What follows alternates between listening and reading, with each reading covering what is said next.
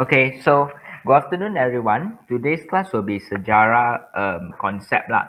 Now you see that like in the spreadsheet or whatever messages, I keep on saying is concept, concept, concept because sejarah I actually cannot fully teach you because sejarah you have to memorize and understand on your own. I can only visualize the concept for you to understand better. We can go through the concept, but I cannot like go through in detail one by one and ask you to like fully understand it. You have to do it on your own, put in your own effort to memorize before exam lah. And that's why during our class we won't go through like every single detail. We'll just go through the general concept and I'll explain to my best ability lah, so that you all can understand. Okay. So this is basically what is called sejarah concept lah. Okay, so now today's we will be talking about four bab. In the syllabus for Form 5, I've classified in the syllabus for Form 5, I've already classified the syllabus into three topics. So the first tema is kedaulatan. The second one will be like pembentukan Malaysia, and the third one will be like the future of Malaysia lah, all the dasar everything lah. So today we'll focus on the first four chapters, which will be about kedaulatan negara. Okay. So first of all, before we start with the first chapter, can all of you tell me when you mention kedaulatan, what comes to your mind? What do you think of kedaulatan? It's very important. Okay, kedaulatan is very important. This concept.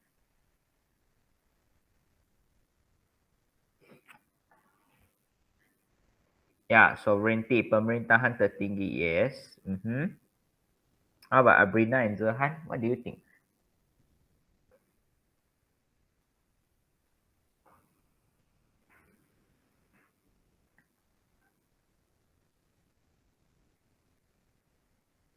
Kuasa tinggi. Zerhan? Okay. Good lah. So you already have the general idea of it. So you see, kedaulatan means the kekuasaan tertinggi, the highest power or the sovereignty in maybe a government or a country that gives you the special powers to manage or govern the country lah. Kekuasaan tertinggi and kewibawaan. That means you are given the ability, the status to govern the country lah, and mempunyai hak untuk melaksanakan pemerintahan dan pentadbiran negara. So this is like a special power or special status that each country have on their own, especially Malaysia. And we as the rakyat, we have to defend this kedaulatan. We have to protect it from being damaged by outer forces that want to maybe take over our country or whatever lah. Okay, so kedaulatan has already begun since zaman Kesultanan Melayu Melaka as our sultan, as our leader, and then it continues until this day lah. Okay, so later on we'll look at like how is the modern pemerintahan carried out lah. So here you have to go through Yunani, Supranus or Supranus. English is sovereignty, bahasa Arab is daulah, bahasa Melayu is daulat lah. So all this you have to go through and understand on your own the languages meaning. Okay? And then you have to understand what each tokoh or historian mentions about kedaulatan. What is their opinion? So for Aristotle, he says that kedaulatan is like the kuasa tertinggi, the highest power in a governance lah. Okay, and it has to follow the undang-undang. For Ibn Khaldun, he will say that it's because of semangat kekitaan bangsa. All these keyword you must have lah. Kekuatan semangat kekitaan and also menyebabkan satu bangsa rela untuk berkorban lah. Okay. And then you have Jin Bodin. Jin Bodin also says kuasa tertinggi and then sifat kekal, mempunyai kuasa tidak terbatas. And then you can do the undang, you can interpret the undang, and also you can carry out the undang lah. Okay. And for Tunku Abdul Rahman, you have to know the two principle, which is kebebasan dan keadilan lah, and memperjuangkan kebajikan dan kesejahteraan rakyat. Okay. And then Tun Dr. Muhammad Saleh Abbas is the kedaulatan is the basis of a country that has gained independence. That means if you are already negara yang merdeka, you have your kedaulatan to memerintah sendirilah. Okay, memiliki kebebasan pada peringkat antarabangsa and mengatur urusan dalam negeri tanpa telunjuk asing. If you have any question, please ask. I prefer you all to use your mic, but you can also chat if you want. Okay, it's better you use your mic lah. Okay, and then now the next one, you have to know what are the jenis kedaulatan lah. So we have 4 types of kedaulatan. Okay, traditional, modern, undang-undang, and antarabangsa. Malaysia, we are more towards modern and undang-undang, and also we amalkan antarabangsa lah with the other countries. So traditional means like it's like Kesultanan Melayu Melaka like that. It's based is by a ruler like the Sultan as the head of the government. That means it's only the Sultan like that lah, or the Raja. So how is it dikukuhkan? Is melalui taat setia rakyat lah. That means our loyalty towards the leader or towards the ruler, which will strengthen the kedaulatan traditional lah. That means it's last time lah in traditional olden days. For modern, it's almost the same thing, but because it's influenced by this nationalism that you have already learned in Form 4, like Revolusi Keagungan and also Revolusi Perancis. So what does it mean? It is related with hak rakyat and kerajaan berperlembagaan. Okay. So after the Second World War, kedaulatan dikaitkan dengan nasionalisme which uses persamaan rumpun bangsa dan bahasa untuk membentuk negara bangsa lah. Okay. So the modern kedaulatan is example is like PTM 1957 and Persekutuan Malaysia 1963.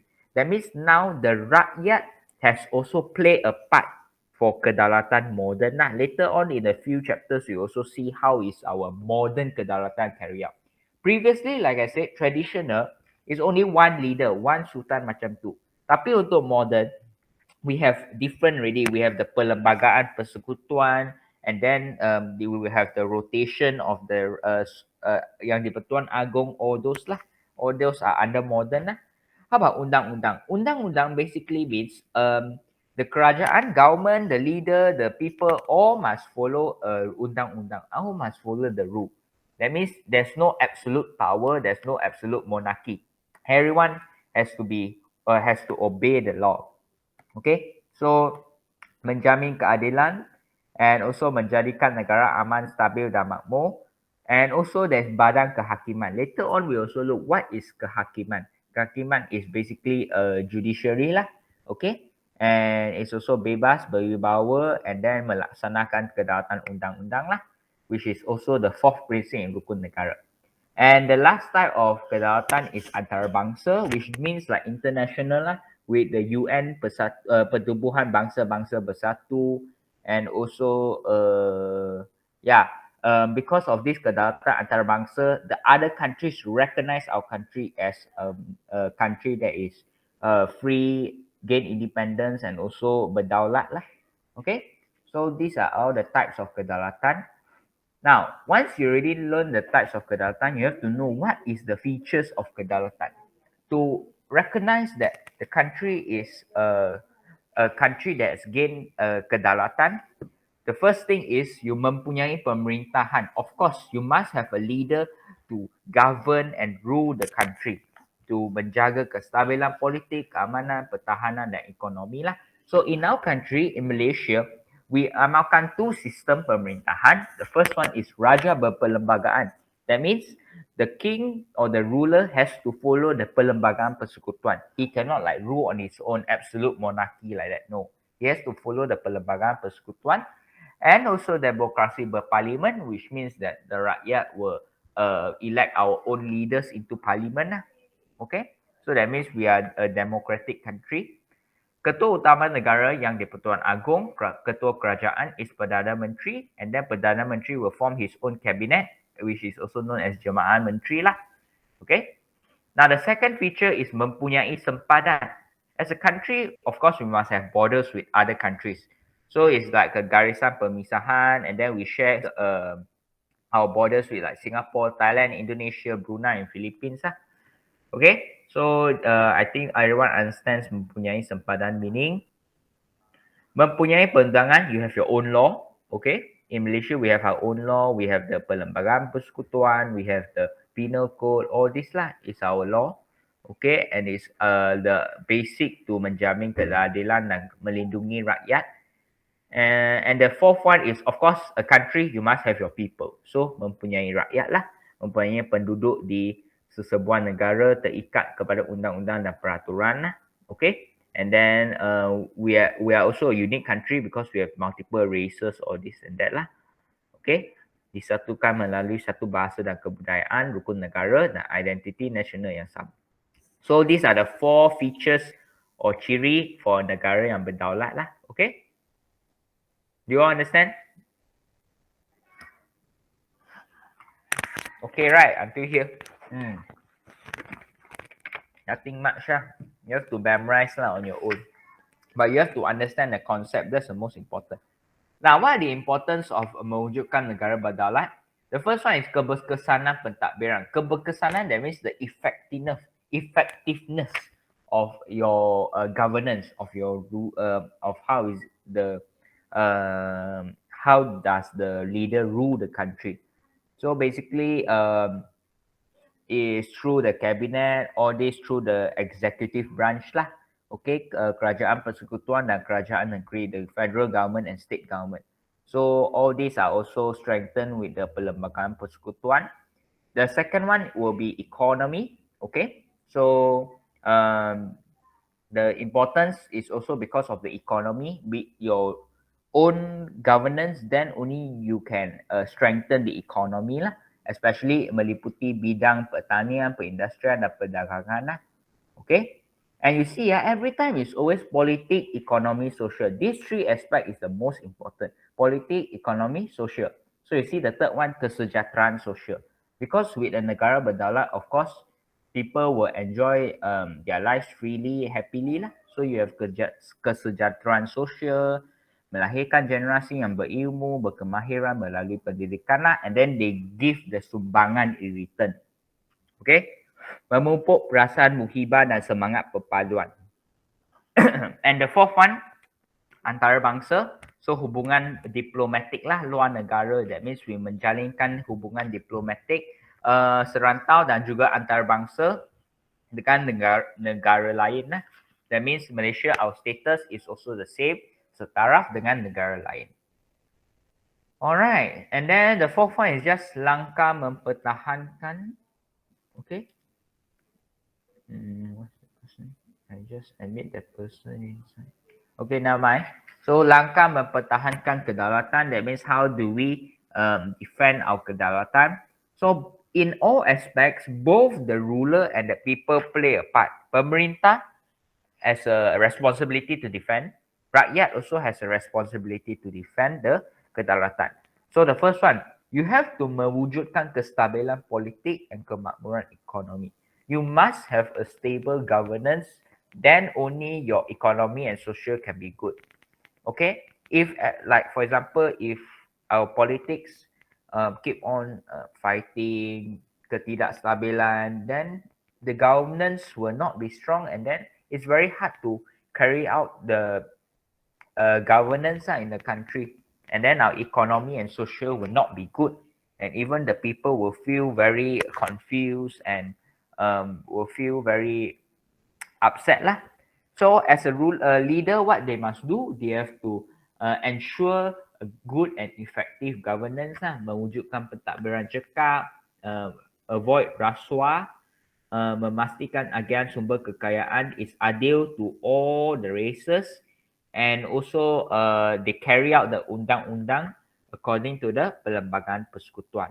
How about rakyat? Rakyat, of course, you have to be loyal to the leaders lah, raja dan negara, menyokong segala usaha dan dasar kerajaan lah. You have to support the policies by the government.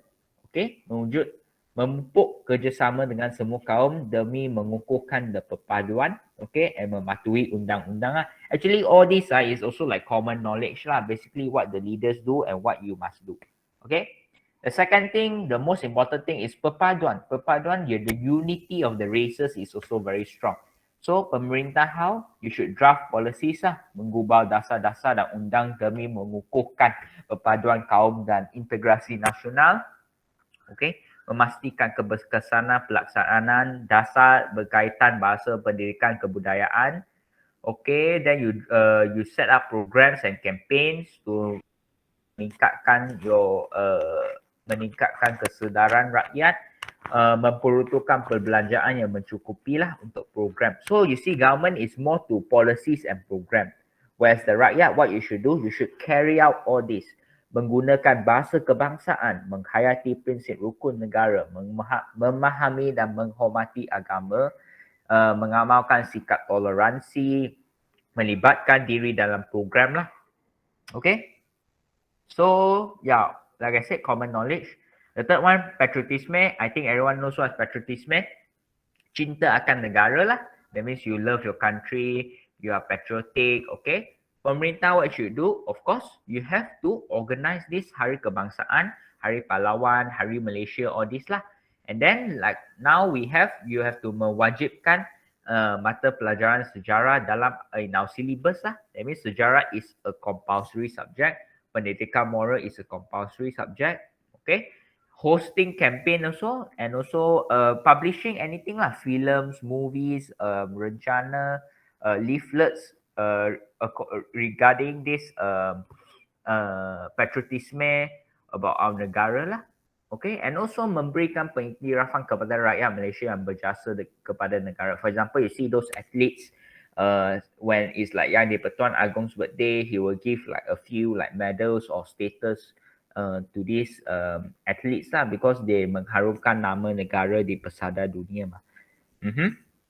And rakyat, what you should do? Always rakyat, you have to menghormati. Okay, so respect all these logos lah, lambang negara, like bendera, jalur gemilang, jata negara, lagu negaraku. Okay, you have to appreciate, menghargai adat dan warisan negara, meningkatkan image negara, and also menghargai the effort or menghargai usaha tokoh, all this lah. Pelbagai kaum yang berjuang untuk kemerdekaan lah. Okay. And the fourth one, I think, is the last one. Mengukuhkan pertahanan negara.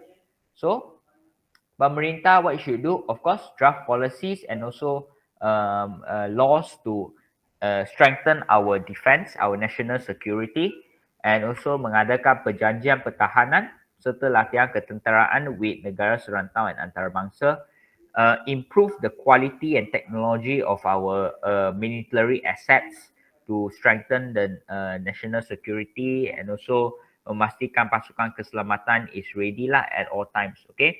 Rakyat how? Rakyat, as the people, you should be responsible and you know what is the conflict ongoing nowadays. For example, maybe South China Sea is having conflict or whatever. Okay. And mengelakkan kolaborasi dengan pihak luar. That means avoid like betraying your country and working with enemies to like maybe take down your country, or for example, or infiltrate your country, which is very bad. As a rakyat, you can also like like participate in these programs or enlist yourself in national service so that you can defend against your country and also sanggup berkorban lah. Okay. So the four most important things in all this is always you just remember kestabilan politik, kemakmuran ekonomi. The second one, perpaduan kaum. The third one is patriotisme. The fourth one is pertahanan lah. Okay. So that's bab 1. Do you understand bab 1? If you understand kedaulatan, then actually it's very easy already. What is it about? You have to understand the concept.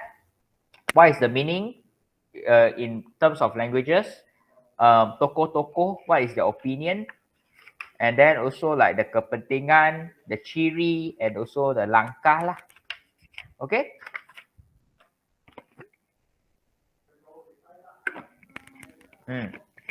Now, when you understand already all this, you move to bab 2, which is Perlembagaan Persekutuan.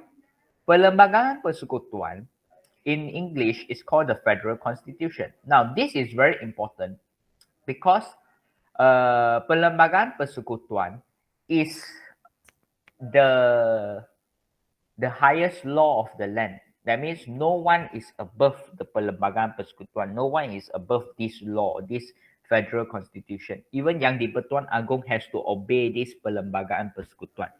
Okay, so it's the highest law of the land lah.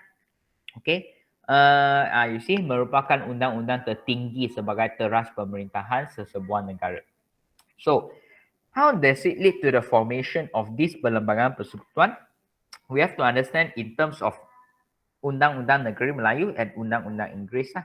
So previously in like during Kesultanan Melayu Melaka, all those we have Undang-Undang Negeri Melayu, which is Hukum Kanun Melaka, and also the Undang-Undang Laut Melaka lah. So it says that Raja is the leader, rakyat have to be loyal to their leaders. Undang-undang dan sistem pemerintahan ditentukan oleh Raja. Okay, and then after those Melaka laws, it continues the tradition and influence other laws like Hukum Kanan Pahang, Undang-Undang Kedah, Undang-Undang Johor, Undang-Undang 99 Perak. Okay. Now, for English, the British introduced these laws in the Green Negeri Selat lah, which is Penang, Melaka, and Singapore lah. So, this laws is known as Charter of Justice, okay, and it's also from the laws in England lah, okay. And the piagam terpilih yang bersesuaian dengan kegunaan NSS diguna pakai like Charter of Justice 1807. And in Sarawak, they use Sarawak Application of Law Ordinance 1949, which is also from Common Law of England, and Sabah is Sabah Application of Laws Ordinance 1951. All this you have to unfortunately memorize yourself lah. Okay. Melayu is more general. Okay. Melayu is more general, whereas you see English is specific a bit. In which negeri, what kind of law. Okay. So you see this is Sarawak punya lah. You see the brook, that means this is Charles Viner Brook, the White Raja. So you know lah, this is from Sarawak. Application of Law Ordinance 1949. Okay. Okay, then Charter of Justice in Negeri Selat. So basically 1807 Charter of Justice 1 says that there's a court in Pulau Pinang, but in 1826 we have combined and merged the courts in Singapore, Melaka, and Pulau Pinang. And then the third one in 1855, it separates the court again. Singapore and Melaka has one court. The other court is in Pulau Pinang lah. Okay. Perlembagaan Sarawak gives the kuasa. Okay, now this one objective also like to ask. Basically, Sarawak has 2 council. Sabah has 2 council, but you cannot mess up both of it. Okay. So Sarawak we have Council Negeri, which is Majlis Negeri, and also we have the Majlis Tertinggi. Okay. But you have to see what's the function of both the council. Council Negeri has 45 orang ahli dan dipengerusikan oleh Ketua Setiausaha. The other one, Majlis Tertinggi, dipengerusikan oleh Governor yang turut dianggotai oleh Ketua Setiausaha, Setiausaha Kewangan dan Peguam Negara. So the Perlembagaan Sarawak says that it gives the power to Majlis Tertinggi dan Council Negeri lah. So don't confuse lah. Council Negeri, 45 people, dipengerusikan oleh Ketua Setiausaha. Majlis Tertinggi dipengerusikan oleh Governor. Okay, this is for Sarawak. In Sabah, there is also other two majlis, Majlis Undangan, Majlis Kerja.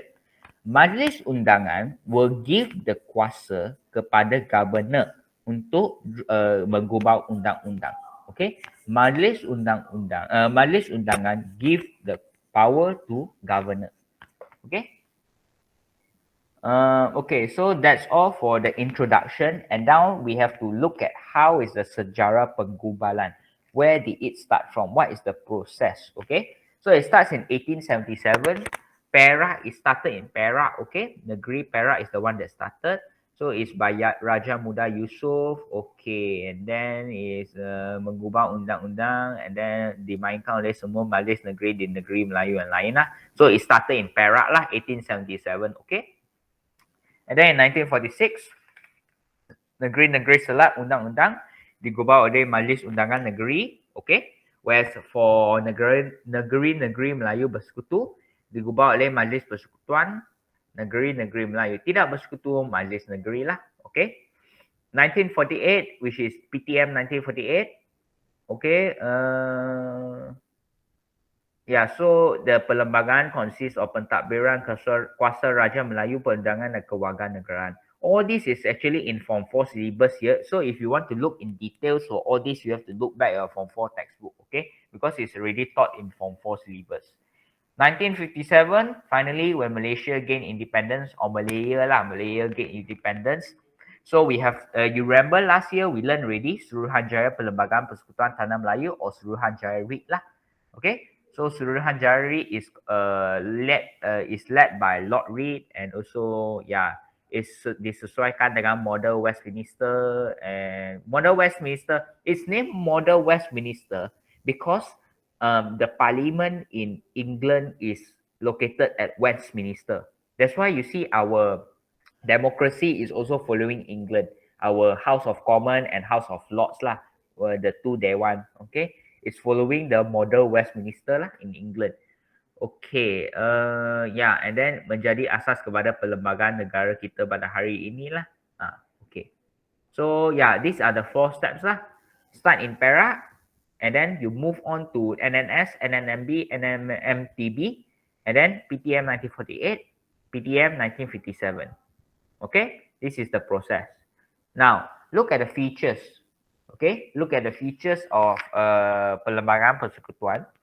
So, features, we have 4 features ciri traditional and 3 features ciri modern in our Perlembagaan Persekutuan. Ciri traditional, I think you all also know lah, it's like basically Melayu, all these traditional stuff lah.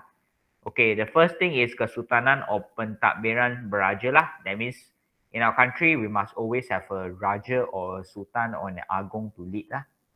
Okay, so everything, all this is actually like just a repetition lah. Okay, so the most important thing you have to know is demokrasi berparlimen, and also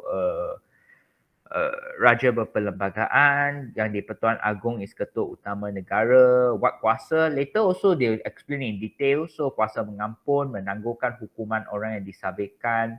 That means the yang di-Pertuan Agong, he can send like a royal pardon to like prisoners lah. Let's say if this prisoner is already been prosecuted, sentenced, but the yang di-Pertuan Agong can like withdraw those sentences lah, can pardon lah that prisoner. Okay, and also he makes the decision to appoint people to special position lah in the country. Later we'll see what are those. Peringkat negeri, there will be Raja, which is the Ketua Negeri or Sultan lah. Okay, so kuasa eksekutif melalui nasihat Majlis Mesyuarat Negeri. That means like your DUN lah. Each state you will have your Dewan Undangan Negeri DUN lah. Okay, Raja mempunyai kuasa mengampun. Okay, the same thing lah. Tonggak kehormatan keadilan, and also bintang kehormat kepada individu terpilih. Okay, so this one is the focusing on Raja. The second ciri traditional will be agama Islam. Of course, Malaysia is an Islamic country. So berkaitan dengan agama Islam. And then during British times, negeri Melayu tidak perlu menerima nasihat daripada pihak because British, they didn't interfere in terms of adat Melayu and also agama Islam. So that's why this is still maintained until today lah. Okay, selepas merdeka, agama Islam is for each Malay states is under the kuasa of Raja di negeri masing-masing lah, like under our Sultan lah. For wilayah persekutuan and negeri tidak beraja, the 4 states without the Sultan, and also for the 3 wilayah persekutuan, agama Islam is under the power of yang di-Pertuan Agong. Okay, the third one will be Bahasa Melayu. Okay, again the same thing. Bahasa Melayu is our national language. So bahasa kebangsaan is used in anything related to governance or national interest or whatever. Everything has to be in Bahasa Melayu. Okay, so you see, you go to parliament or you go to court, everything they speak is in Bahasa Melayu lah. Bahasa Melayu is lingua franca. Lingua franca means that it is the language used in a wide region, a serantau. Last time in our Alam Melayu, Bahasa Melayu is used as the lingua franca lah. Okay, memainkan peranan sebagai bahasa ilmu. Bahasa Melayu menjadi bahasa kebangsaan dan bahasa rasmi lah. Okay. Okay, then the fourth one is kedudukan orang Melayu dan Bumi Putra. Okay, we also cannot deny that orang Melayu and Bumi Putra, they have their own special status lah. Kedudukan istimewa lah. Okay, so the Yang di-Pertuan Agong has the responsibility to protect and uphold this special status for orang Melayu and Bumi Putra lah, as well as kepentingan sah kaum lain. Okay, so traditional basically is all these lah. These are the traditional one that has been here for ages really lah, since Alam Melayu. Okay, for ciri modern is Gerald, yeah. I want to ask a question. For the Agong one, right? Mm. So since it holds like the highest power in the monarchy system, what if he abuses his power, like let's say he randomly declares a state of emergency? Is there like a special advisory role to like sort of stop that action? Yeah, good question. Okay. Actually, before he does that, he has to always refer to the Perlembagaan Persekutuan. So let's say if the Perlembagaan Persekutuan say this, he can do this, then yes, he can declare like darurat lah. If not, if he simply abuses, then the Majlis Raja will be like the special counsel to assess the situation lah. So that's why you see last year, or was it last year or this year? When going to declare darurat or end the darurat, the Agong actually meets with the Majlis Raja to decide first, which is all the 9 sultan from each state lah. You remember? The Majlis Raja can also sort of fire the sultan if they all vote against. So far I'm not sure. I'm not an expert in Perlembagaan Persekutuan, but luckily so far we never seen that happen before lah. But it's possible, right? Because I remember reading about that before. Yeah, you have to refer to the Perlembagaan Persekutuan lah. Alright, cool. Yeah, so like they have the power lah, they have the control, but everything according to perlembagaan lah. So actually the Agong also he wouldn't dare lah, because if he does that, then it's gonna be so chaotic lah. Everything has to follow perlembagaan lah. Okay, good. So yeah, later on the Majlis Raja, the role also will look in I think it's the next chapter. Yeah, the next chapter will look at the role of the Majlis Raja. Okay, ciri modern is adapted when the British came. Then we only understand like this lah. Okay, so the first thing is Kerajaan Persekutuan, because remember last time during Alam Melayu, and then later on is like Kesultanan Melayu, Melaka, Johor Riau, all these negeri Melayu, they are actually separated. They are separate negeri. They are not under like one Malaysia like that. No, they are like separate negeri like that, under each of their own ruler and their own laws. But because of the British, we combine, then we have the Malayan Union, we have PTM 1948, PTM 1957, then only we understand what is called a federal government lah, Kerajaan Persekutuan. So you see, mewujudkan satu sistem kerajaan persekutuan, okay, and then Suruhanjaya Reid also says that Kerajaan Persekutuan dan kerajaan negeri diberi kuasa, okay, when Malaysia is formed, Sarawak, Sabah diberi beberapa autonomi lah, especially in terms of immigration lah. Okay, the second one we adapted from British is democracy berparlimen. Because you see last time, in Melaka, all those Kesultanan Melayu Melaka, where got democracy berparlimen. So we adapt from the British lah. Okay, so the basic we have already learned in Form 4 because of the Pilihan Raya Umum 1955 lah. That's why that is the beginning of our democracy berparlimen in our country lah. Okay, so we have Suruhanjaya Pilihan Raya to manage all this election stuff. And then Pilihan Raya Persekutuan memilih wakil bagi membentuk federal government, and then Pilihan Raya Negeri memilih wakil membentuk kerajaan negeri lah. So normally during election, Pilihan Raya Persekutuan and Negeri will be together lah. Okay, except like in Sarawak, because Sarawak is like alternately lah. And also Melaka lah, I believe, because Melaka already held its election like a few months ago. So that means, yeah, it's going to be different really lah.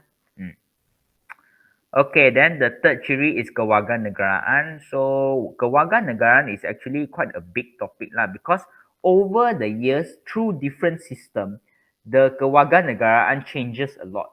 Okay, like in Malayan Union is Longgar, but in PTM 1948 it becomes Ketat, and then 1957 Ketat again, and then you only have three ways, which is pendaftaran, naturalisasi, and also penguatkuasaan undang-undang lah. Okay, so kewarganegaraan introduced in all this PTM already, and then okay, yeah. Before the formation of Malaysia, like I said, there are different status of kewarganegaraan. You have rakyat British, rakyat Raja. But now, after Malaysia has been formed, everything combined into one, which is Malaysian lah. Okay, one kewarganegaraan Malaysia. So now everyone is Malaysian, regardless where you are born or maybe which state you're from, all those lah. Okay. Okay, so that's all the ciri modern. And now the last topic will be pindaan perlembagaan. Now you see, perlembagaan persekutuan, okay, perlembagaan persekutuan is the highest law of the land, but you still can change it. I mean, not us lah, but in a way, we still can change the perlembagaan. We can edit. All this editing, we will call it a pindaan. Pindaan in English, what word is it? Can we say draft? Normally, we call it pindaan in Malay, okay? Which is like you edit the law like that, edit the perlembagaan persekutuan. How do we edit it? The process is Parliament or Dewan Rakyat, you must gain 2/3 majority. Okay. Okay. One good example is like yesterday. Yesterday, Parliament has passed MA 63. Okay, regarding Sarawak and Sabah, which is related to our perlembagaan. So they have to that section of the perlembagaan for MA 63. We have to pindaan lah. We have to pindah it. So they have to pass 2/3 majority in parliament first lah, which yesterday successfully got lah 200 votes out of 222 lah. So 200 support ready, more than 2/3 majority ready, then we can only pindah lah the perlembagaan persekutuan. Understand? So the major changes to perlembagaan persekutuan in our textbook is our 1963 and 1965. So you have to understand what is the cause for these changes and also what happened. Okay, so let's look at 1963 first. I'm sure everyone knows what happened in 1963, right? Sarawak and Sabah joined us, so we formed Malaysia, and then yeah, we formed Malaysia lah. So the changes is struktur Mahkamah Atasan, our High Court. What happened? We follow the High Court in England, which is Mahkamah Atasan and Mahkamah Rayuan, and then Mahkamah Persekutuan Federal Court lah. Okay, so 3 buah mahkamah diwujudkan Persekutuan Tanah Melayu, Sarawak and Sabah, and one in Singapore lah. Okay, so the Federal Court can listen to any complaints or any doubts or arguments between the different kerajaan lah, federal and also state lah. Okay, the second one is pembentukan Mahkamah Tinggi Borneo. Okay, so this pindaan also allows this pembentukan Mahkamah Tinggi di Borneo lah. So, mengekalkan kedudukan Mahkamah Tinggi Malaya pada masa sama mewujudkan Mahkamah Tinggi Borneo. Okey, jawatan Ketua Hakim Borneo diwujudkan and then is in Kuching, Sarawak, and then nama jawatan diubah kepada Ketua Hakim Sarawak dan Sabah. Okey? Okay, so the third one is jawatan yang di-Pertuan Negeri. So, when Malaysia is formed, Sarawak and Sabah join already, and then they will have a own state ruler, which is Yang di-Pertuan Negeri, which is lantik oleh Yang di-Pertuan Agong lah. So Yang di-Pertuan Negeri perlu mengikut nasihat Majlis Tertinggi bagi Sarawak dan Kabinet Negeri bagi Sabah. Okay, this is 1963. Now, another big change occurs in 1965 when everyone knows lah, 1965 Singapore left Malaysia. So membawa usul pindaan perlembagaan dinamakan pindaan Singapura lah. So that means everything in the perlembagaan persekutuan relating to Singapore will be cancelled out, edited out lah. Okay, so everything Singapore will cancel out lah. Okay, so membolehkan Singapura keluar daripada Malaysia, and then semua perkara berkaitan dengan Singapura dimansuhkan lah. Abolish any laws regarding Singapore lah, because Singapore is no longer in Malaysia already. So immigration, finance, hubungan luar, and also defense lah. Okay. So that's all for bab 2. Basically, it's just telling you lah what is Perlembagaan Persekutuan. So I hope everyone knows what is the Federal Constitution. Yeah. Any questions? Yeah, amend. Yes, thank you, thank you. Yes, amendment. Pindaan is amendment. Yes, correct. That means you amend the thing. You want to edit or change the thing. Yes, thank you, thank you. You amend the law, yeah. So to amend the federal constitution, you need 2/3 majority lah, 2/3 majority in parliament. Okay, no questions, is it? If no question, then we move to bab 3 lah. Okay, so bab 3 is talking about our two system lah, Raja Berperlembagaan, Demokrasi Berparlimen. So like I said just now, Raja Berperlembagaan means we have a Raja, but the Raja has to follow the Perlembagaan Persekutuan. He doesn't have absolute power, he is not absolute monarchy. Demokrasi Berparlimen, that means the rakyat, we have the power to choose our government lah, into, we vote the representative into parliament. So you look at this image, this one basically is our Dewan Rakyat lah, the lower house of parliament lah. This is also where we choose our representative during general election lah. Okay, so latar belakang, the background first. So pemerintahan Beraja Kesultanan Melayu Melaka. So you see every chapter, it will always start with the introduction from where? Where is it? Where does all this element come from? Where does this tradition start? So they mark already lah. So kuasa pemerintahan, and then hukum kanun Melaka, undang-undang laut Melaka, and then membuktikan kehidupan bernegara lah, all this lah. So from Kesultanan Melayu Melaka, we already have pemerintahan beraja lah. Okay.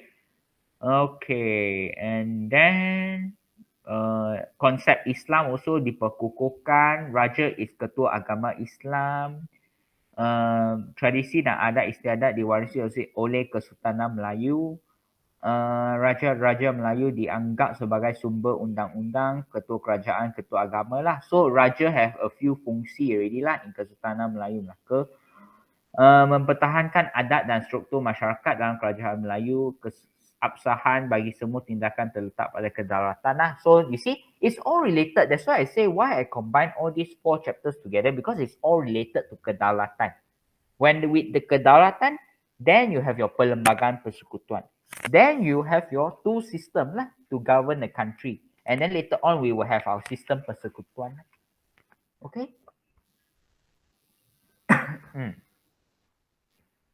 Okay, and then before World War II, what happened? Before World War II is all those lah, the NNS, NNMB, and NNMTB. So, in Negeri-Negeri Melayu Bersekutu, the 4 states, you have system resident. You have already learned in Form 3.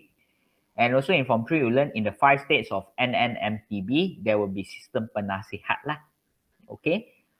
Raja-Raja Melayu memerintah dengan campur tangan British. That means they already lose their power. They cannot fully govern the state. British will interfere except in adat istiadat Melayu and also agama Islam. Okay. For NNMB, British mengambil alih pentadbiran pada peringkat pembesar negeri. Raja-Raja Melayu kekal sebagai pemerintah berdaulat. But then they have to receive their orders from the resident lah. Okay. NNMTB, kedudukan raja memerintah lebih kukuh because penasihat doesn't have really much power like resident. So all these penasihat British, they just advise but cannot do much lah.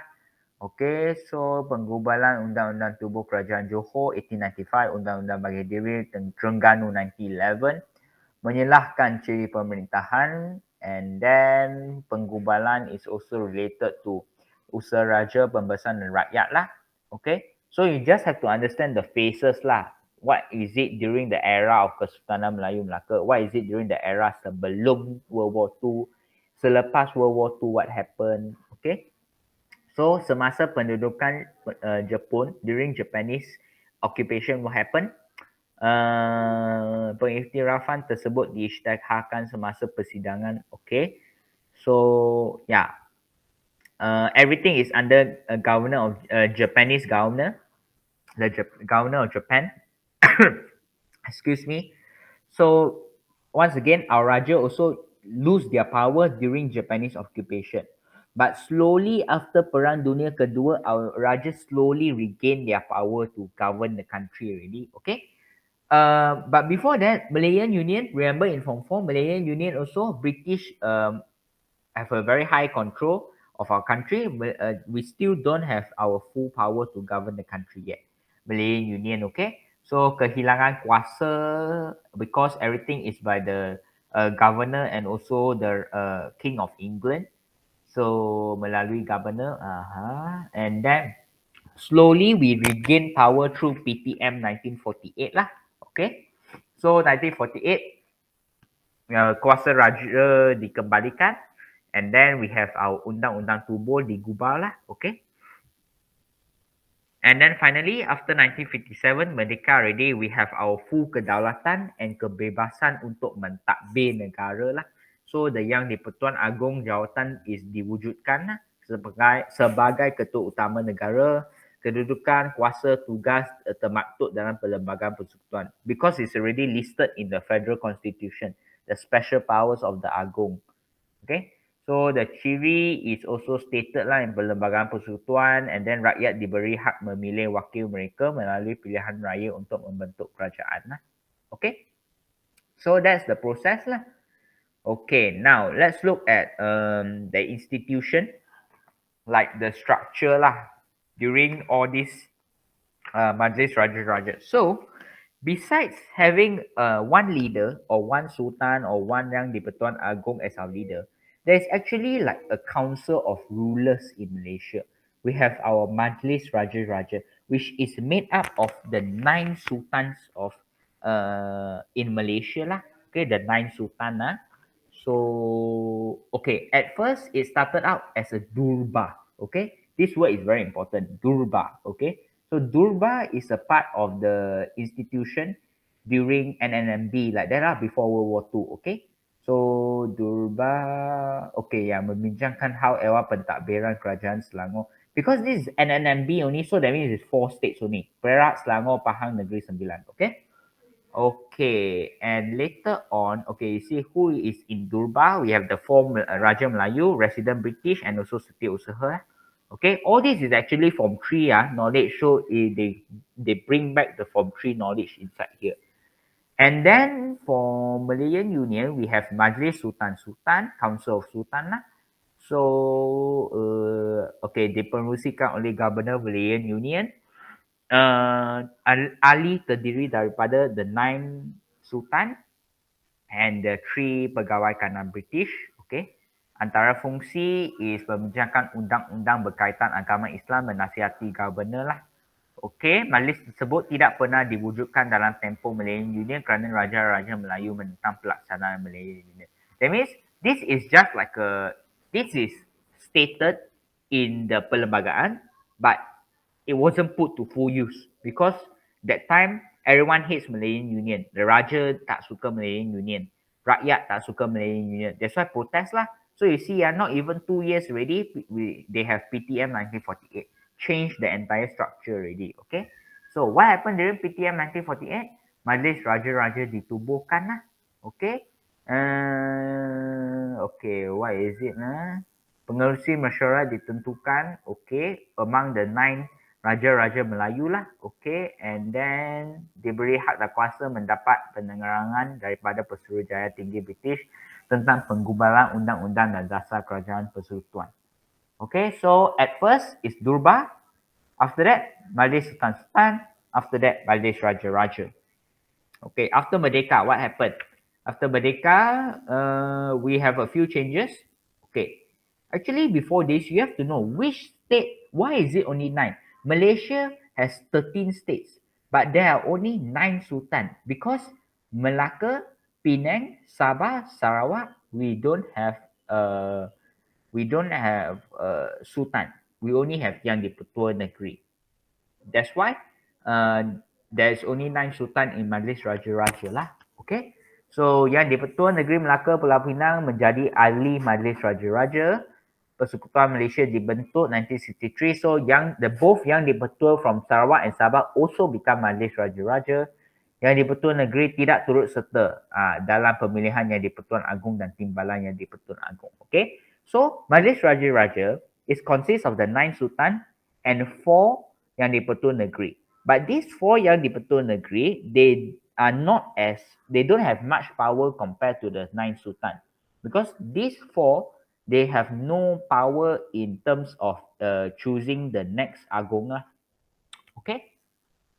So the kedudukan is also stated in Perlembagaan Persekutuan. Okay. So let's look at the fungsi memilih yang di-Pertuan Agong, timbalan yang di-Pertuan Agong. So every 5 years, you have to choose a new Agong lah. Normally lah, even though they say choose, but it always follow the rotation one, you know. Like the next one, if I'm not mistaken, after our current one might be Johor lah, if I'm not mistaken. So normally it always follow the rotation lah, okay. So memilih lah, but then it's also follow the rotation lah. Okay, memperkenalkan pindaan perlembagaan. Okay, that means like I said yesterday, MA 63, once they amend the law in Parliament, the Majlis Raja-Raja have to give the royal consent lah, royal assent lah. That means they iktiraf lah this pindaan. Okay. Memperkenalkan perubahan persembahan negeri. Yeah, that means if there's a change in the what is it called? In the borders, then they have to iktiraf also menjadi lembaga pengampunan bagi kes-kes tertentu. That means like, for example, if the Agong wants to pardon a prisoner, then he has to refer to the Majlis Raja-Raja lah. Bersetuju atau tidak bersetuju sebarang undang-undang yang memerlukan persetujuan Majlis Raja-Raja lah. So they will come to an agreement whether they want to agree or disagree lah. Memberikan nasihat berkaitan dengan pelantikan jawatan tertentu. Let's say you want to elect a very important position in government. So they will give their advice lah. Menjadi rujukan dalam perubahan dasar. If there's a change in policy, they will also have to discuss lah. So actually, it's also important lah, this Majlis Raja-Raja. Okay. So you see what are the important position. Later on, we also look at some of the example, but here they already state important position is Ketua Audit Negara, Ketua Hakim Negara, Hakim Mahkamah Atasan, Pengerusi Ahli Suruhanjaya Pilihan Raya. Because it's so important in our country governance, they have to be considered lah in the Majlis Raja-Raja. Okay, and then Cap Mohor lah. What is this Mohor? Melambangkan kekuasaan dan kedaulatan Raja-Raja Melayu lah. Okay, so anything official document must be stamped with this Cap Mohor as a symbol of it's already recognized by the Majlis Raja-Raja. Okay. Alright. Yang di-Pertuan Agong dan Raja dalam Perlembagaan Persekutuan. So, what is in the Perlembagaan Persekutuan? So, this is the list lah. This is the list of the Raja, our Yang di-Pertuan Agong, sorry. So, now we have up to today, current, we have 16 Yang di-Pertuan Agong lah. Okay. So, every Yang di-Pertuan Agong, the maximum term is 5 years. If you notice that the term is less than 5 years, that means they either pass away during their reign or they resign lah. Okay, for example, like that day the Kelantan one, yeah, he resigned lah. You see, only until 2019, like 3 years like that only. Okay, yeah, I think that's all for this page. Okay, now the kedudukan is already mentioned clearly in the Perlembagaan Persekutuan. Perkara 32 lah. Okay, bahagian 4 perkara 32. Ketua Utama Negara. So you can read this on your own lah. This is all his functions lah. Okay. And then this is just a special, like it's an extra knowledge. Basically, our country create history when the same person, the same Sultan was appointed Yang di-Pertuan Agong twice lah. The first time as the 5th and the second time as the 14th. Yang di-Pertuan Agong lah. Okay, he is the only one currently to be appointed twice lah in his lifetime. Okay, so keutamaan, that means like who, according to what is the special position of who comes first in terms of this governance. So the first one is always Yang di-Pertuan Agong, Ketua Utama Negara, and then only the Permaisuri, the Queen, and then the Raja-Raja, all the Sultan and also the Pemangku, and then you have the Yang di-Pertua for the 4 states, and then you have the former Raja Permaisuri Agong, and then you have the Perdana Menteri, and then only you have the Deputy Prime Minister, Timbalan Perdana Menteri. Okay? Wait, Gerald. Keutamaan as in what their opinions like? Yeah, you can say in terms of opinion, like anything like decision making lah, opinion lah, status lah, power lah. So based on you see the part 2 of Perkara 32, right? Isteri yang di-Pertuan Agong adalah diberi keutamaan. Based on that, right? Like technically whatever decision made by Persekutuan can just be overwritten by the isteri, right? So the wife can just say whatever she wants. Yeah, true lah. But everything termaktub kepada perlembagaan lah. Like how to say, parliament you can pass the law, but once parliament pass the law, Raja you can only reject for, I forget what is the tempo already. There's a certain amount, there's like a certain limit to how long you can reject, and then the parliament has to redraft again. You cannot like completely reject and then throw it into the rubbish bin like that. Okay, I see. So yeah, it's a bit complicated lah. Basically, it's like Raja, you have the power, but Parliament is also very strong. In fact, Parliament can be like as strong as Raja. That's why like I said, we have two systems. One is Raja Perlembagaan and one is Parliament. Raja is above Parliament, but Parliament, the power is actually equivalent to our Raja. But all of this is still under Perlembagaan Persekutuan. Perlembagaan Persekutuan is the roof. It's always the highest lah. So it's a bit complicated lah. Maybe let me see if you give me some time. Let me see if I can find the process or not. Nice. I think that hold on let me try my best to find mine.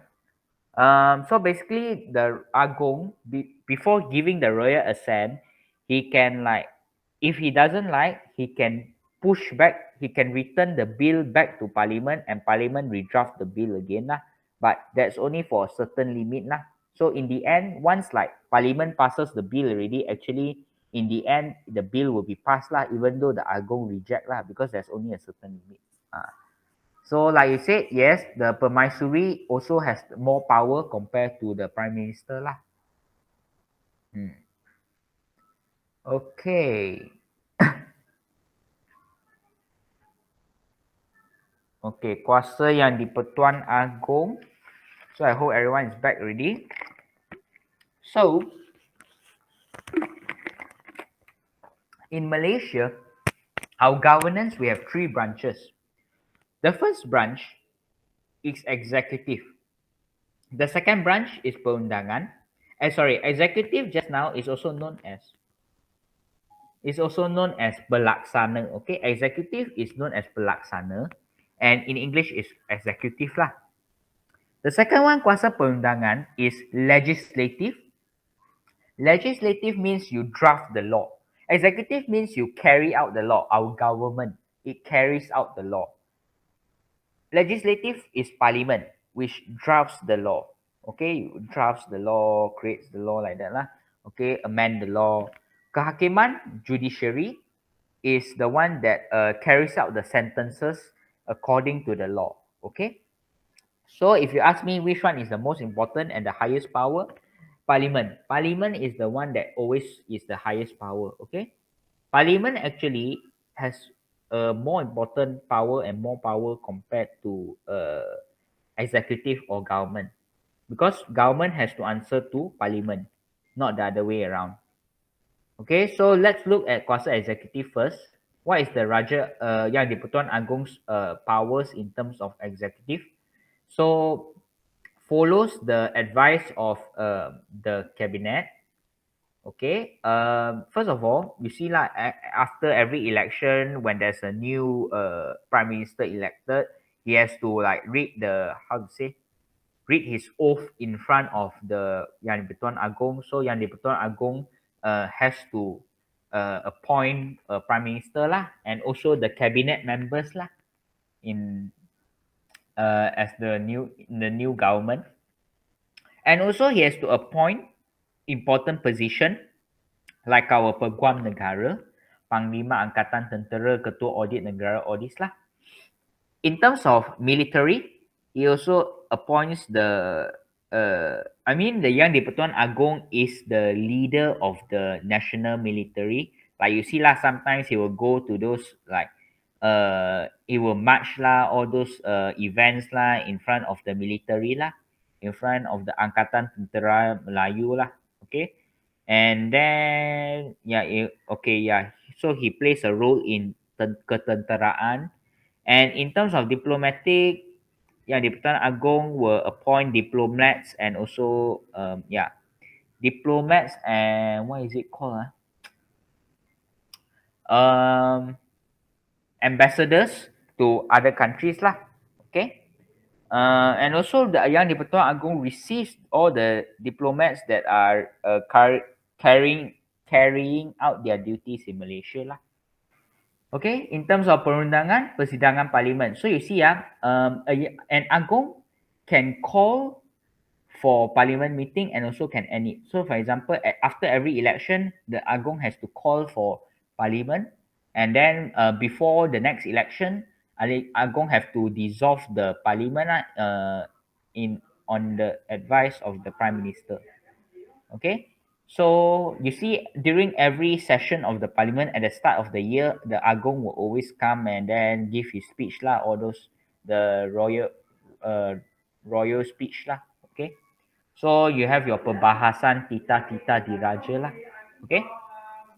Agama merupakan ketua agama Islam. Okay. Di negeri Baginda sendiri and also wilayah Persekutuan and Sabah Sarawak lah. Okey, ketua agama Islam di negeri-negeri lain ialah Sultan atau Raja. Hak dan keistimewaan. He has the responsibility to protect the special status of Melayu and Bumiputera. And he also have to protect kepentingan sah kaum lain. Pengisytiharan darurat. Okey. Pengisytiharan darurat.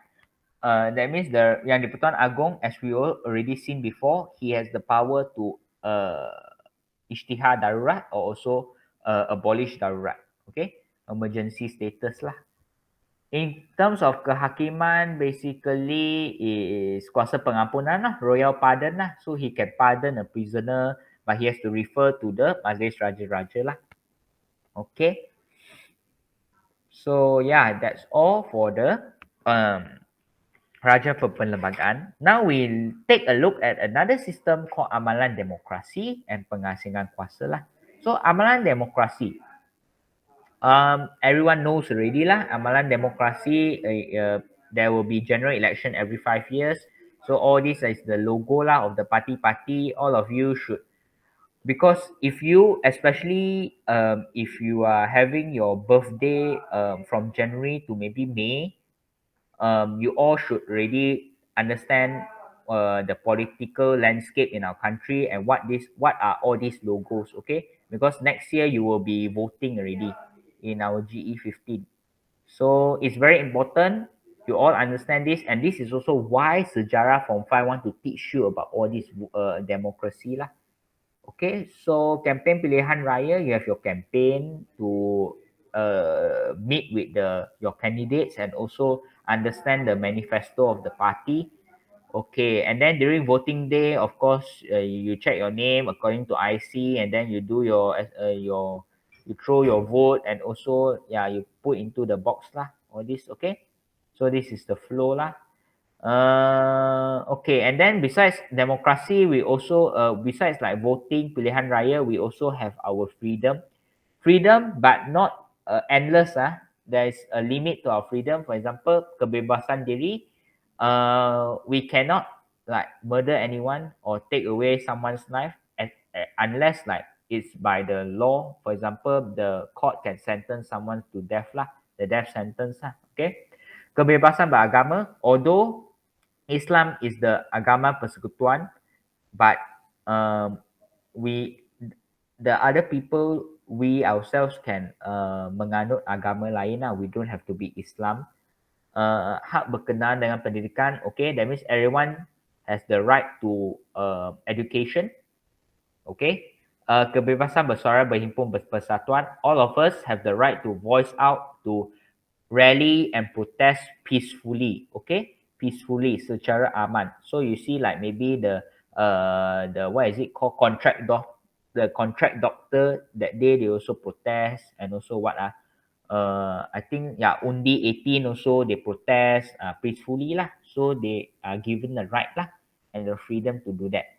And so the Suruhanjaya that is managing all this freedom is Suhakam lah, Suruhanjaya Hak Asasi Manusia lah.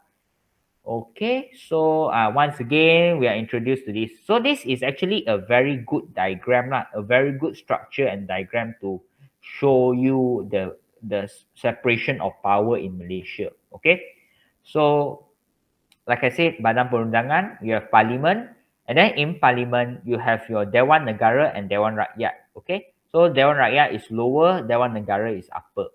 Majlis Raja-Raja is also like is like a council there lah, council of rulers, and then you have the Yang di-Pertuan Agong.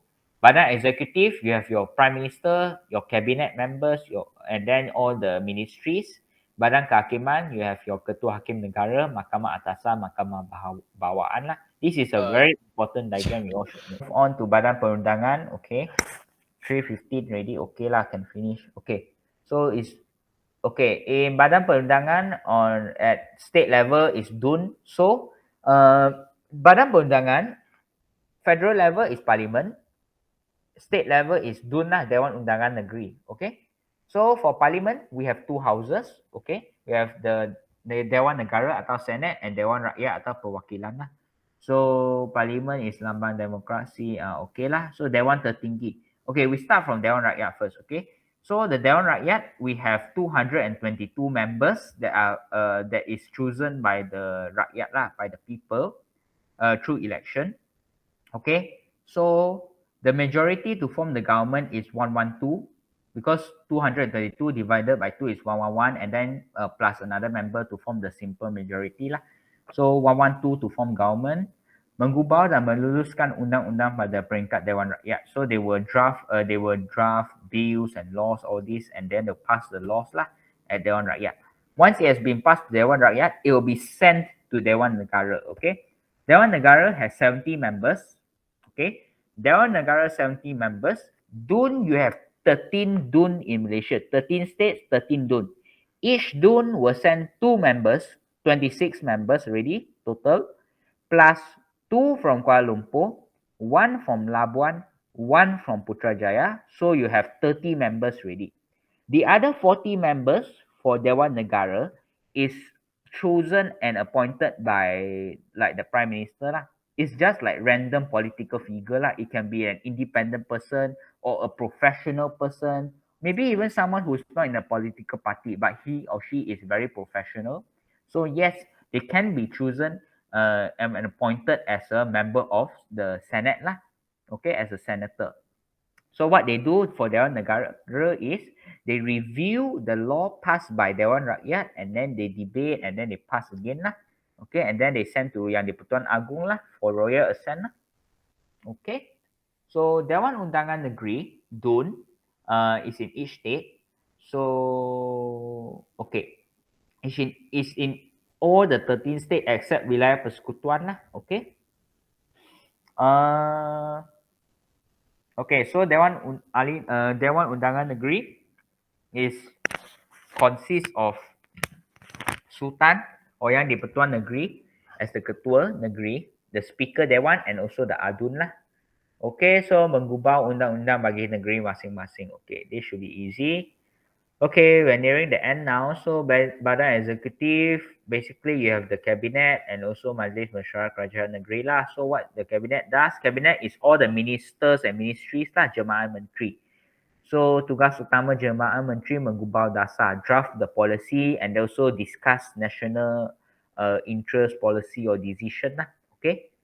So let's say if one of the minister doesn't agree with the cabinet decision, he has to resign lah. He cannot be part of the cabinet already lah. Okay.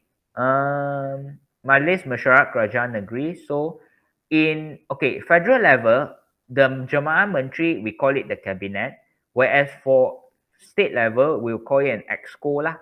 Majlis Mesyuarat Kerajaan Negeri or exco lah. Executive Council.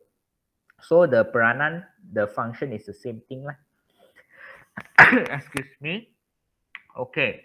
In terms of kehakiman, this is a very good pyramid. We have the upper courts and lower courts. So in the upper courts, we have the federal court. Mahkamah Raya is called what already? Can anyone remember? I forgot what's the name for it already. Appeal court lah, appellate court lah. That means you appeal lah, appellate court. Okay. And then you have your high court, and then your section court, and then your magistrate lah. Okay, so yeah, basically it's the same thing repeating only. That means it carries out the law and execute sentences lah. Okay. Okay, I think that's all for that subtopic. Okay, now basically it's just keunikan amalan demokrasi berparlimen. Okay, so what is the uniqueness of this amalan demokrasi berparlimen? Is gabungan unsur tradisional dan moden dalam pentadbiran. So you see, our Perlembagaan Persekutuan and our system of governance, it's unique because it combines both traditional element and modern element together. From our Kesultanan Melayu Melaka, all those traditional elements with the British adaptation, modern model Westminster, all these you combine together to form the current governance. So it's quite intriguing lah. It is quite unique, no? Okay, and then we have check and balance. Check and balance mechanism semak dan imbang is important because you have your government and you have your opposition, especially in parliament. Check and balance means that you have to ensure that the government isn't going overboard abusing too much of their power lah. So you have your check and balance to weigh lah, to balance the skills lah. And then kuasa budi bicara raja. That means like how to say, you can meet with the Yang di-Pertuan Agong to like how to say, to for example to discuss lah. So kuasa yang boleh dilaksanakan, yang mendengar nasihat all this lah. Okay, then kerjasama politik. Another unique thing in Malaysia is that we have political coalition. That means we have gabungan, we have all these like coalition, multiple parties joining forces together. So we have Barisan Nasional, which is the legendary from the old times until now coalition. Okay, won 13 times in general election already. But in the 14th general election, Pakatan Harapan won the election. Okay, so you see all this is the list of kerjasama politik lah. At first you have Parti Perikatan Kapal Layar, and then you tukar kepada Barisan Nasional. You have Barisan Alternatif, Pakatan Rakyat, Pakatan Harapan, and then now you have your GPS, GBS. Then of course you have Perikatan Nasional or Muafakat Nasional, all this lah now currently. Okay. Okay, so that's all for chapter 3.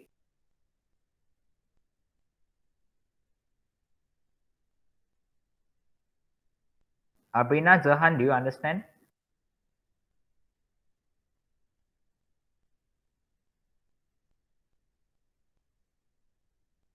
Good.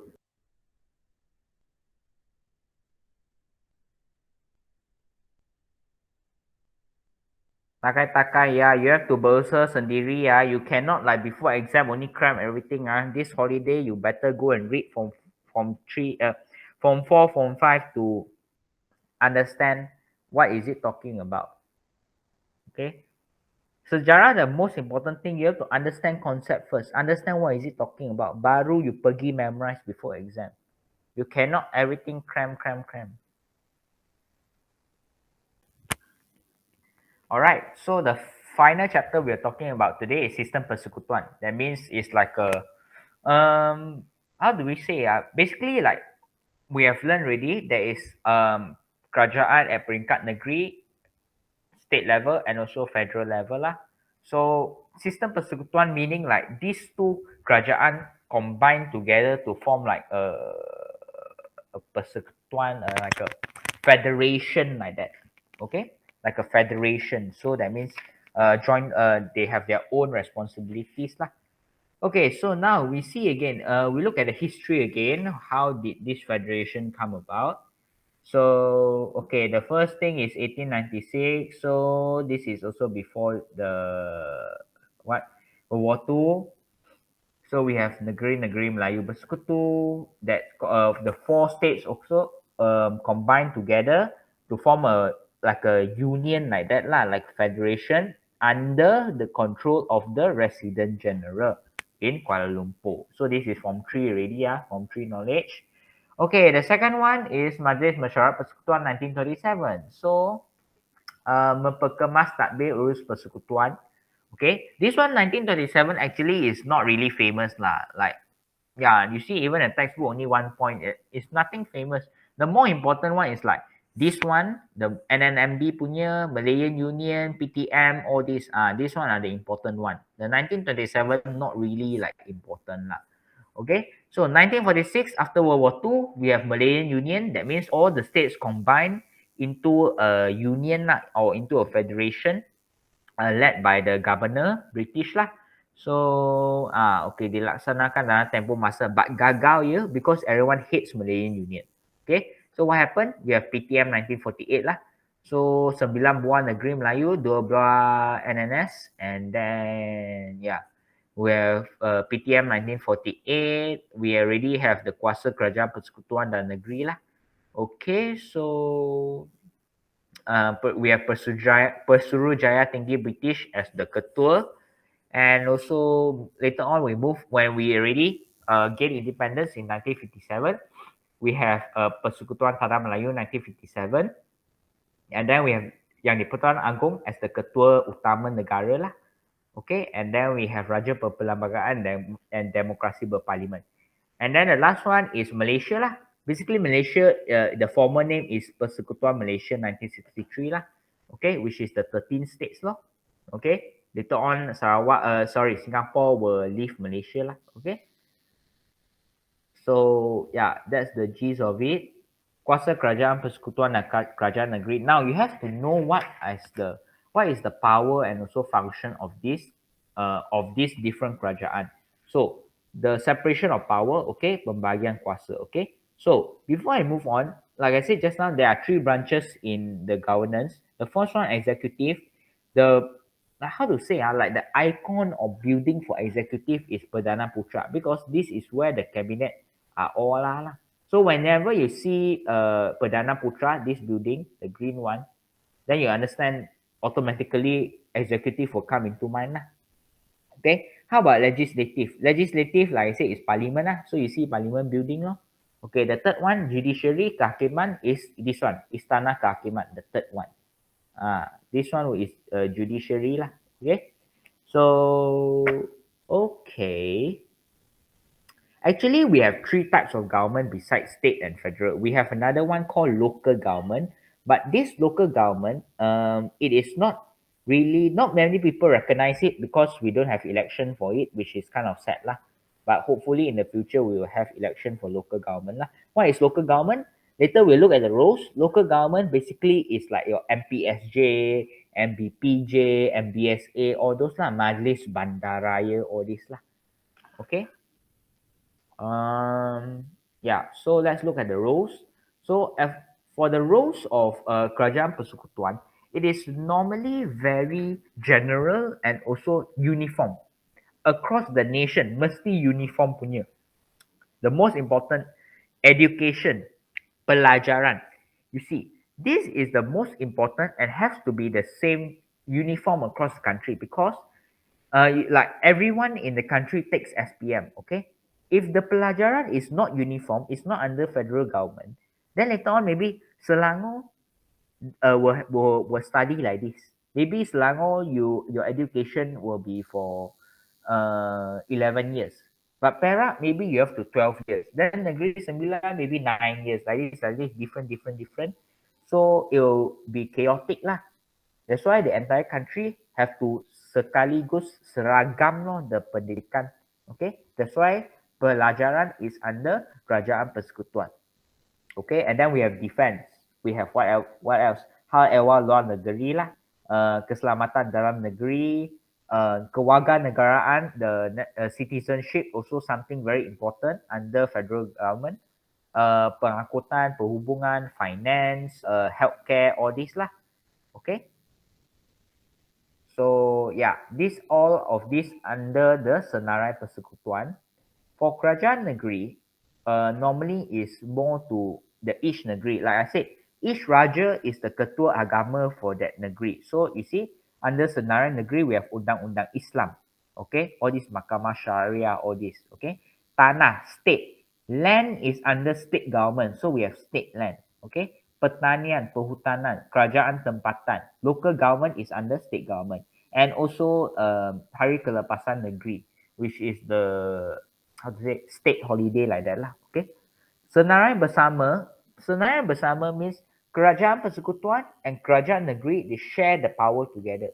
Where kebajikan awam, beasiswa, perlindungan haiwan liar taman negara, perancangan bandar dan luar bandar, kesihatan awam, kebersihan, pencegahan penyakit, kebudayaan dan sukan, perumahan, housing lah. Okay. Peruntukan tambahan bagi Sarawak dan Sabah. So both of these states, they have special powers and autonomy lagi, such as Undang-Undang Adat Anak Negeri, Mahkamah Anak Negeri, Kereta Api di Sabah. Okay. And then what else? Okay, Undang-Undang Perkahwinan, all this, perceraian, pilihan raya Dewan Negeri, penyelidikan pertanian lah, all this. Okay. So you have to memorize a few lah. For example, when persekutuan is what? Negeri is what? Bersama is what? Okay. Now, how about local government? Local government also have its own effort. Local government is more to the social and the welfare of the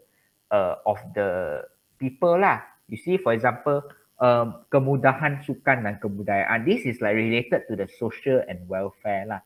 Okay, like let's say you have a rat infestation, or you have trash disposal problems, or maybe wild animals. You have stray dogs and cats. All these under local government, okay? Menjaga kesihatan awam, perkhidmatan pembersihan, mengindahkan kawasan, maybe piping, all this, menyenggara sistem saliran, jalan raya, okay?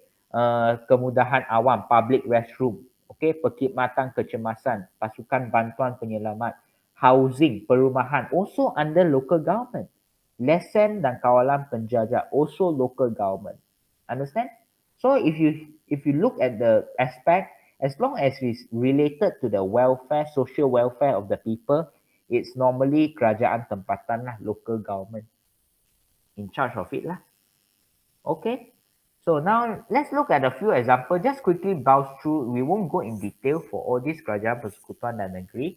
So you have to know in terms of all this, what is the function of kerajaan persekutuan, what is the function of negeri. Okay. So, pembangunan socio-ekonomi, we have a few aspects. We have pembangunan tanah, wilayah, and also koridor wilayah.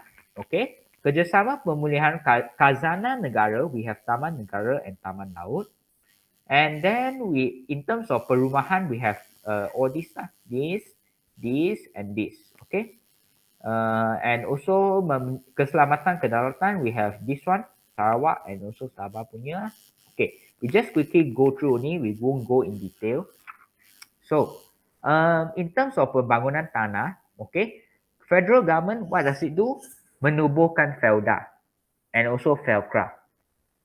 Okay, that's all you have to know. That's the main point.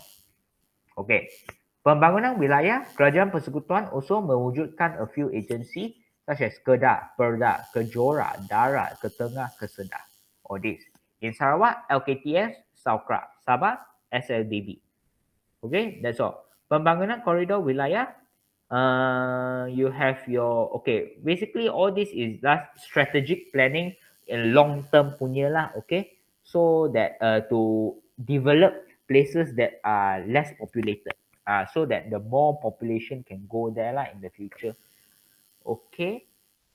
And then in terms of Taman Negara, you look properly what does Kerajaan Persekutuan do. So, okay. So, in general, Taman Negara is under Jabatan Mergastua, but now we have changed the name to Jabatan Perlindungan Hidupan Liar dan Taman Negara Perhilitan lah, in Semenanjung, Malaysia. Okay. In Sarawak, we have Perbadanan Perhutanan Sarawak. In Sabah, it's under Jabatan Hidupan Liar Sabah lah. Okay. So all these agencies you have to know lah. And in terms of Taman Laut, okay, Kerajaan Persekutuan will create policies, membentuk dasar berkaitan taman laut. But Kerajaan Negeri will berkuasa terhadap pembangunan pulau. The island development will be under Kerajaan Negeri lah. Okay, so how is it penyelarasan mesyuarat Majlis Penasihat Kebangsaan Taman Laut dan Rizab Laut lah. Okay, yeah, that's all lah. So here are a few taman laut you have to know lah. Okay, in terms of perumahan housing, how? Before Merdeka, okay, menubuhkan kementerian. So this kementerian until now we still have ya, KPKT. Ya, Kementerian Perumahan dan Kerajaan Tempatan lah, okay. 1964, perumahan kos rendah. And then, like I said, Kerajaan Negeri is always in charge of the land one. So state land, and then give the government, the federal government to build the house at the state land lah, okay. And then for poor, how do they overcome this problem for housing? Mewujudkan PPR lah. Kerajaan Persekutuan mewujudkan PPR. Kerajaan Negeri have mewujudkan agensi seperti PKNS lah. Okay, PKNS and also PAKR. Alright. Perumahan mampu milik 2014, they also build more houses that are affordable. Untuk memboleh this one, okay, this one on top here is more to like B40 golongan kemiskinan. This one is for M40 golongan pertengahan, okay. So like Prima, Rumah Mesra Rakyat, Rumah Selangorko and Rumah Mampu Milik Johor lah, okay. Okay, and then kerjasama menjamin keselamatan kedaulatan negara. So okay, everything is under Kementerian Dalam Negeri lah, and also Kementerian Pertahanan Kementar. So MKN, you see like nowadays, COVID also you already familiar with MKN lah. So it's in charge of keselamatan lah. Okay, MKN. So last time in Rajang, we have Rascom. You remember like communists last time, we have all those Rascom to protect the safety lah of Sarawak. Whereas in Sabah, we have the Eskom and S-Zone lah. Okay, so Eskom, its function is to melindungi daripada pencerobohan pengganas Kepulauan Sulu lah, all this. Okay, this one all you can read yourself.